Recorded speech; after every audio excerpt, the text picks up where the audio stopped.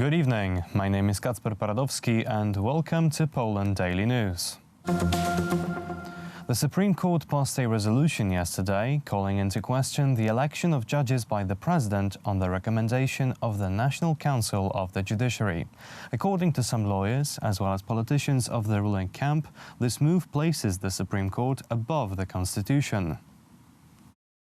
Yesterday's resolution of the Civil, Criminal, and Labor Chambers of the Supreme Court, announced by the first president of this institution, Małgorzata Gersdorf, caused a political uproar. This resolution invalidates the election of judges appointed by the National Council of the Judiciary by the President.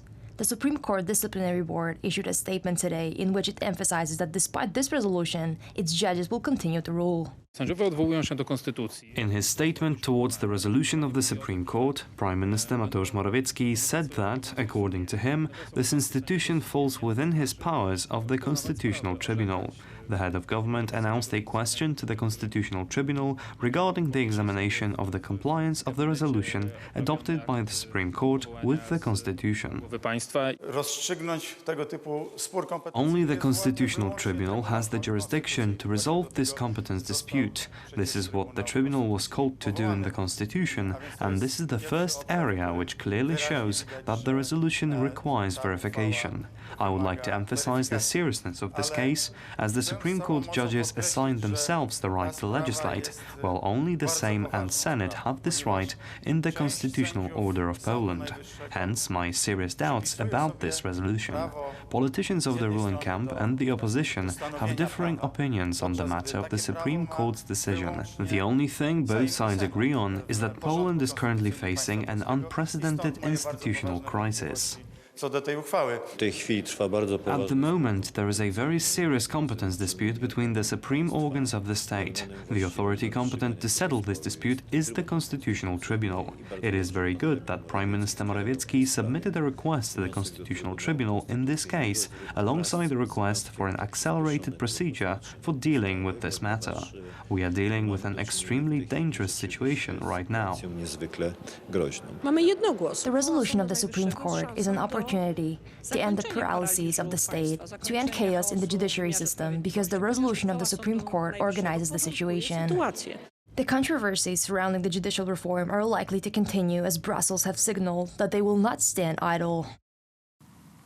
Today, the European Commission turned to the European Court of Justice, asking it to apply interim measures against Poland's newly introduced disciplinary system for judges. Yesterday, the Polish Parliament adopted a bill related to the matter, which is now ready to be sent to the President's desk. Representatives of the President-Chancellery say that the President will sign the bill. Ustawa dyscyplinująca sędziów przyjęta wczoraj przez Sejm. The bill on the disciplinary system for judges was adopted yesterday by the Sejm. The opposition was against it. Małgorzata Kidawa-Błońska called it a coup d'etat. She also claimed that by adopting the bill, the Law and Justice Party is trying to make Poland leave the European Union. The bill violates the Polish and the European Union's law. The reaction of opposition politicians is natural. This isn't the first time that the Law and Justice Party is destroying Poland's image in the international arena. We should wait and see what the Polish government will do, and then we will know more details about the whole situation. We also have to wait and see whether the European Court of Justice will adopt the bill or not.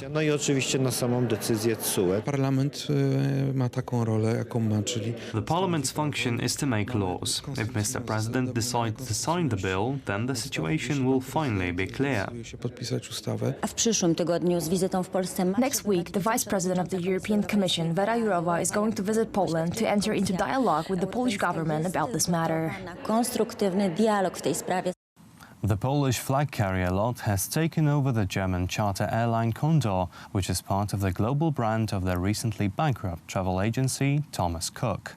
Condor serves approximately 7 million passengers a year. Its fleet of 42 aircraft includes both Airbus and Boeing planes. The Condor route network includes 87 routes, many of them to exotic destinations. LOT Polish Airlines carried over 10 million passengers in 2019 and currently flies to over 120 destinations. Odważny, ale zarazem rozważny ruch. A very brave but also prudent movement of Lord Polish Airlines. It is worth remembering the plans that the previous civic platform government had towards LOT. One can recall phrases that were fashionable at the time, saying that LOT was due to close. Some have put it even more brutally.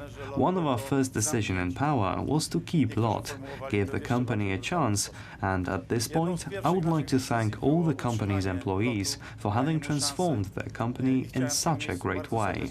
Naturally, I would also like to thank the management, president, the board, but the employees first. Prowadzili transformację swojej firmy. Mamy takie firmy jak Polskie Linie Lotnicze LOT. We have companies such as LOT Polish Airlines, which are able to go beyond Poland, who are able to appear as champions of Polish business on a European scale, bigger than just enclosed within our country. Tylko zamknięty w granicach naszego kraju. The annual March for Life is taking place in Washington, D.C. today. It's the largest pro-life event in the world, and this year's edition will be historical, as Donald Trump will be the first ever sitting U.S. president to attend the march. Donald Trump became the first U.S. president to attend the annual March for Life held in Washington today, underscoring his outspoken support for the anti-abortion movement as it celebrates key legislative gains. It is my profound honor to be the first president in history to attend the March for Life. We're here for a very simple reason: to defend the right of every child, born and unborn, to fulfill their God-given potential. Thousands of protesters from around the country converged in the national's capital for the event, which began in 1973 after the U.S. Supreme Court, in its Roe v. Wade decision, established a woman's constitutional right to get an abortion. They are coming after me because I am fighting for you, and we are fighting for those who have no voice, and we will win because we know how to win. With the 2020 presidential campaign season heating up, abortion remains one of the most divisive issues in the United States. That is all for tonight. Thank you for watching. Stay with us for Poland Daily Business. Good night.